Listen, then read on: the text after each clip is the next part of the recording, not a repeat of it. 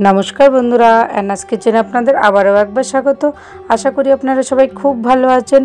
प्रतिबारेर मतो आबारो फिरे एसेछि नतुन रेसिपि निये। आर आजकेर रेसिपि हलो चिंगड़ी माछ दिये पाट शाकेर एकटा दुर्दान्त रेसिपि।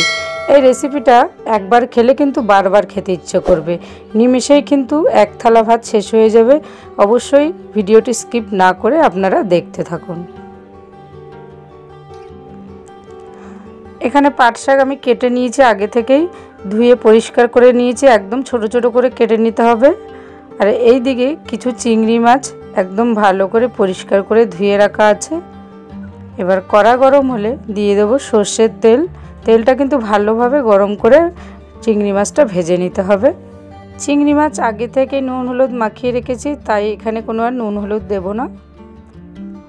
চিংড়ি মাছটা একটু হালকা লাল লাল ভাজা হলেই মাছ তুলে নেব। বেশি চিংড়ি মাছ ভেজে ফেললে কিন্তু চিংড়ি মাছের স্বাদটা নষ্ট হয়ে যায়।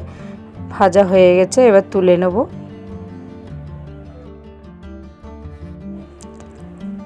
এবার দিয়ে দেবো কড়াতে পরিমাণ মতো জল। এখানে জলের পরিমাণটা আপনাদের পাট শাকের পরিমাণ অনুযায়ী দিয়ে দেবেন। আমি এখানে 2 বাটি মতো জল দিয়েছি। দিয়ে দিলাম হলুদ গুঁড়ো আর কিছু কাঁচা লঙ্কা চিড়ে দিয়ে দিলাম। জলটা একটু ফুটে উঠলে এবার পাট শাকটা দিয়ে দেব।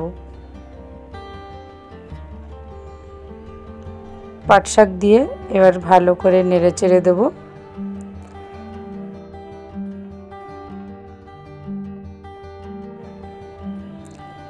দিয়ে দেবো স্বাদ মতো নুন। অবশ্যই আপনাদের স্বাদ অনুযায়ী নুনটা অ্যাড করবেন।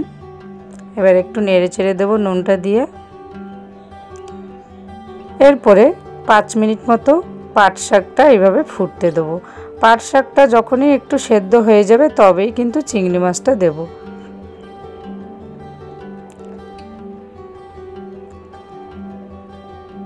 পাট শাক মোটামুটি সেদ্ধ হয়ে গেছে। এবার চিংড়ি মাছ, ভেজে রাখা যে চিংড়ি মাছটা সেটা দিয়ে দিলাম। এবার পাট শাকের মধ্যে ভালো করে মিশিয়ে দেবো। এই পাট শাকের ঝোলে কিন্তু কুচো চিংড়ি দিয়ে কিন্তু বেশি ভালো হয় খেতে। এখানে একটু বড় সাইজের চিংড়ি ব্যবহার করেছি। আপনারা চাইলে কুচো চিংড়ি কিন্তু এতে ব্যবহার করতে পারেন, তাতে কিন্তু দারুণ হয় আরও খেতে। এইভাবে 2 থেকে 3 মিনিট আবারও ফুটিয়ে নিতে হবে। পাট শাকটা যদি আরও একটু বেশি ঝোল খেতে চান তাহলে কিন্তু জলের পরিমাণটা বাড়িয়ে দিতে পারেন। এবার একটা পাত্রে নামিয়ে নেব। এবার এদিকে কড়া গরম হলে দিয়ে দেবো সরষের তেল। তেলটা ভালোভাবে গরম হয়ে গেলে দিয়ে দেবো 5 থেকে 6টা রসুন থেতো করে। রসুনটা হালকা কাঁচা গন্ধ গেলে দিয়ে দেবো একটা পেঁয়াজ কুচি। এর মধ্যে রসুনটা যারা পছন্দ করবেন না তারা কিন্তু রসুনটাকে স্কিপ করে যেতে পারেন।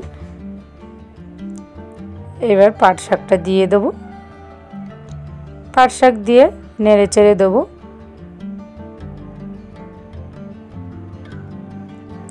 এরপরে 2 মিনিট মতো ফুটিয়ে নামিয়ে নেব। তৈরি হয়ে গেল চিংড়ি মাছ দিয়ে পাট শাকের একটা দুর্দান্ত ঝোল। এবার একটা পাত্রে নামিয়ে নেব। এই রেসিপিটা আপনারা কিন্তু বাড়িতে অবশ্যই ট্রাই করবেন। এক থালা ভাত কিন্তু নিমেষেই শেষ হয়ে যায়। পাট শাক তো অনেকেই অনেকভাবে খেয়েছেন। আশা করি আপনাদের এই রেসিপিটা ভালো লেগেছে। আর যদি ভালো লেগে থাকে লাইক শেয়ার করতে ভুলবেন না এবং কমেন্ট বক্সে জানাবেন কেমন হয়েছে। আর নিত্য নতুন রেসিপি দেখার জন্য অবশ্যই চ্যানেলটিকে সাবস্ক্রাইব করে দেওয়ার জন্য অনুরোধ রইল। সুস্থ থাকবেন, ভালো থাকবেন। আবারও দেখাবো নেক্সট রেসিপি নিয়ে। প্লিজ আপনারা অবশ্যই পাশে থাকবেন। ধন্যবাদ।